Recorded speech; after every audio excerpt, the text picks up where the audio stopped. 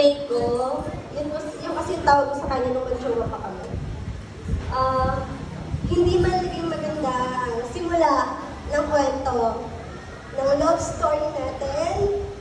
Maraming beses kitang sinukuan, maraming beses man kitang iniwan, pero mas maraming beses mo akong nilaban.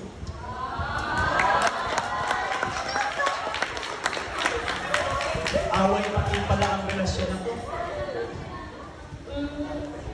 Sa loob ng halos 13 years, marami na po kaming pinagdaanan. 6 years tayong naging magjowa, 7 years tayong nag-live-in, at ngayon, yung unang araw,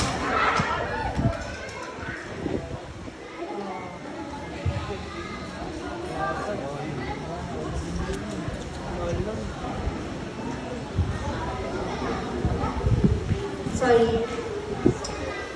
Ngayon po yung magiging unang araw na magiging isang ganap na mag-asawa na po kaming dalawa.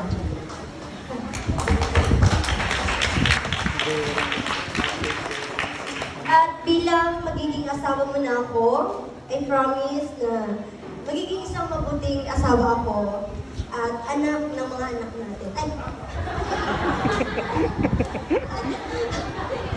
Nanay ng mga anak natin. Sorry. At sana, si Lord, katulad ng sinabi ni Pastor, si Lord yung maging pundasyon natin.